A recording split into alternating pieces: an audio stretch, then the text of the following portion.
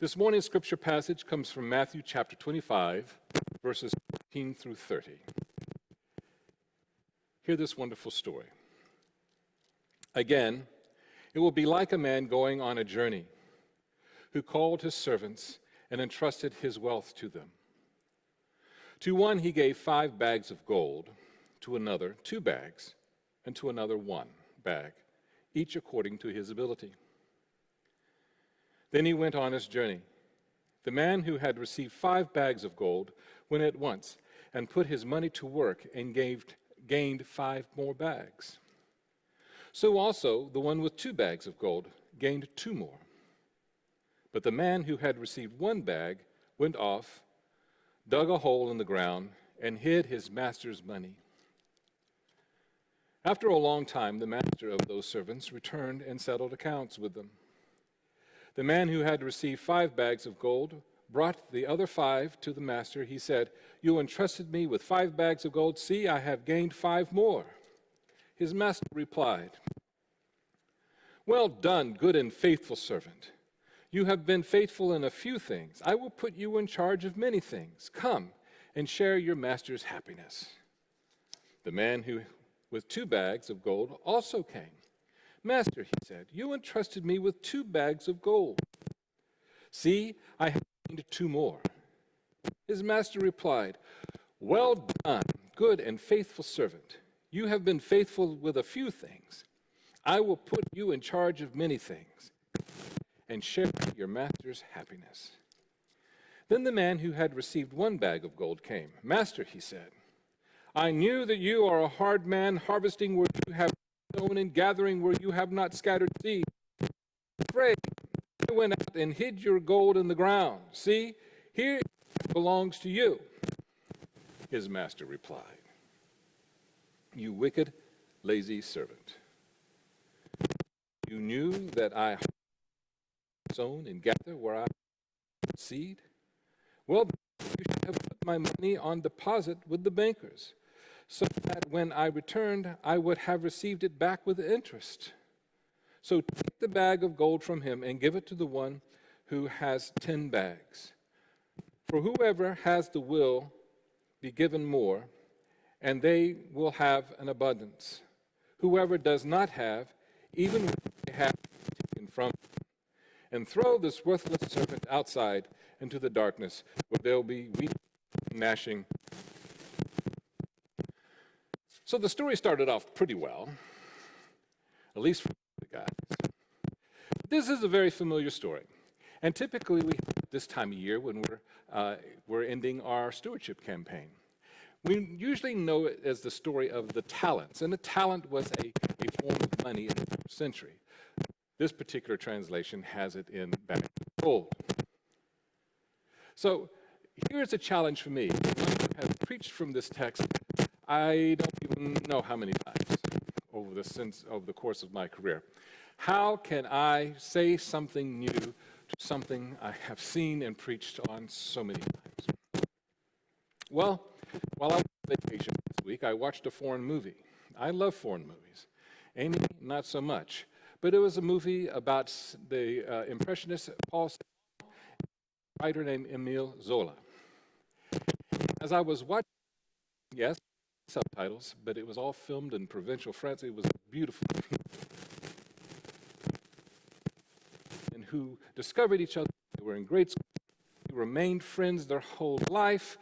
But as they got older, the friendship was a stressful one. Now, Paul Cézanne had a quick temper, and he did not have many friendships, and the ones that he had, he would constantly find ways to estrange himself from those friends. And there's one scene in the movie where Cézanne and Zola have not seen each other for quite some time because they had a row previously at a dinner party at Zola's house. And Cézanne, after maybe a little too much wine to drink, just started going in and criticizing and insulting everybody there, was forced outside and then forced to leave. Throughout those years, Paul Cézanne's anger got the best of him. He very seldom ever finished a canvas because he'd end up sticking his foot through it because of frustration. Zola, on the other hand, disciplined himself to write every single day, whether he felt like it or not, whether he had the inspiration or not. He disciplined himself to this, and he was an acclaimed writer, extremely successful. Then on one occasion in Paris, Cézanne, frustrated with his work, flew into a temper and ranted and threatened to give it all up and go back to Aix, and eventually hacked through the canvas. Zola calmed him as best he could and took him out for lunch. He knew Cézanne well enough not to be offended by his outburst. Zola once said of Cézanne, "Proving something to Cézanne would be like persuading the towers of Notre Dame to dance a quadrille. He is made from one solid, immutable lump." But it's when I heard this line in the movie to pause and to listen. And this one line in the movie that I said, oh my God, this is saying the same thing that Jesus is saying in the parable about what we're given and what we do with what we're giving.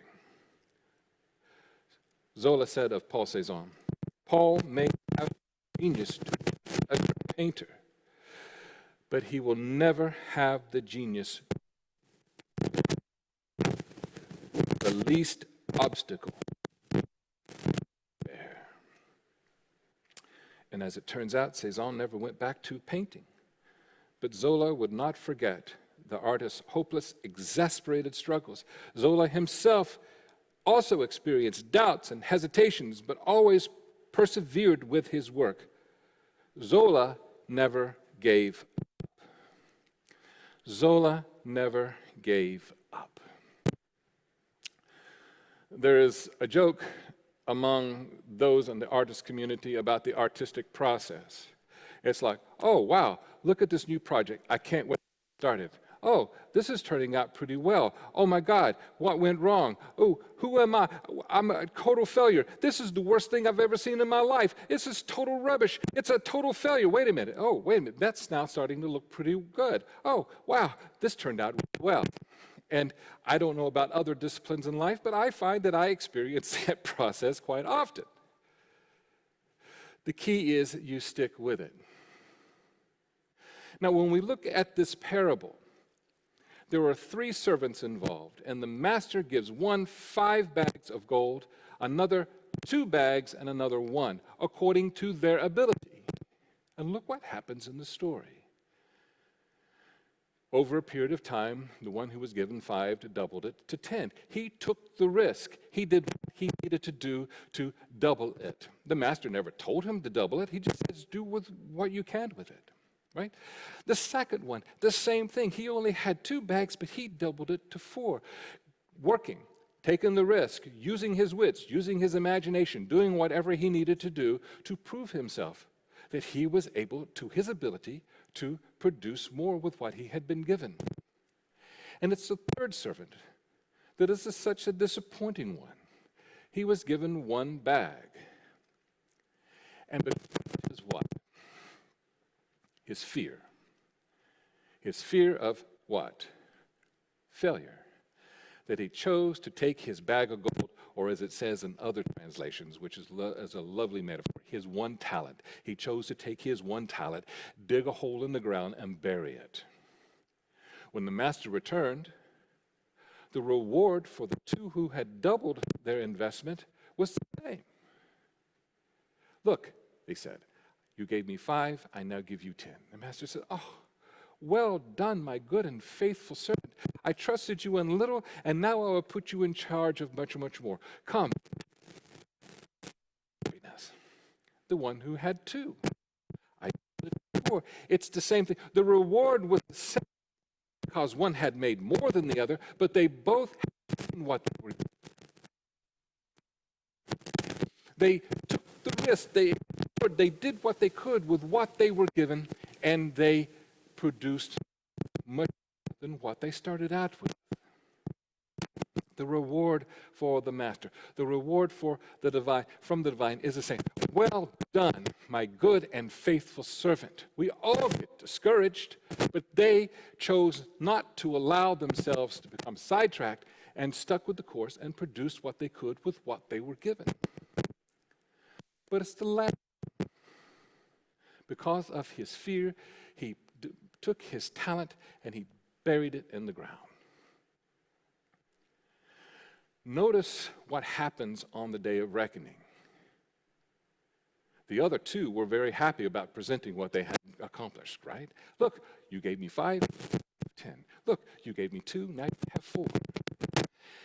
The one who was 1 didn't even try to present anything. He started off doing what? He gave no explanation as to what he tried or he failed to do or he attempted this. What did he start? He started immediately blaming the master. We all know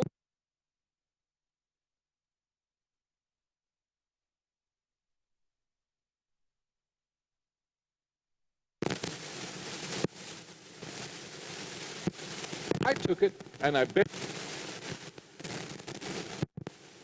And the master said, you could have at least put it in the bank and earned a little interest on it. There's no risk in that, but you chose to do nothing. So take his away, give it to the one who produced 10. Now, what did the last servant do? He blamed someone else for not even trying. The Chicago Art Institute, in the contemporary section, which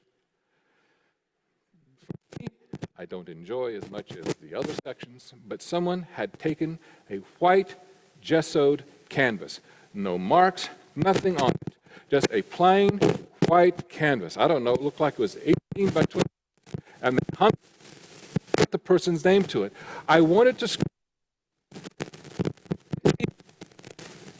well, it's a symbolic of, the ultimate mineral. I don't care. He did not even try. And one of the most ones, someone took a banana, duct tape. You remember that one? Oh my God. You didn't even try.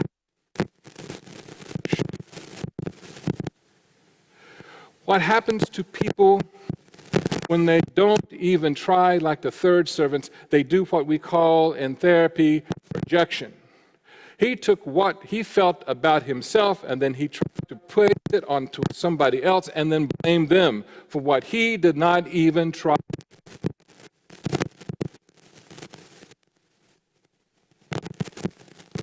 Great shame. Even try.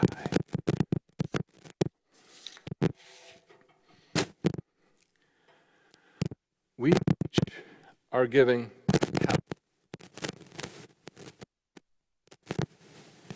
I know at this stage of my life, changed the world in a way has, or that Oprah Winfrey has. I know that. But they were given much and they invested much to make a huge impact upon the world. But I have taken what I've been given and invested it in a more loving.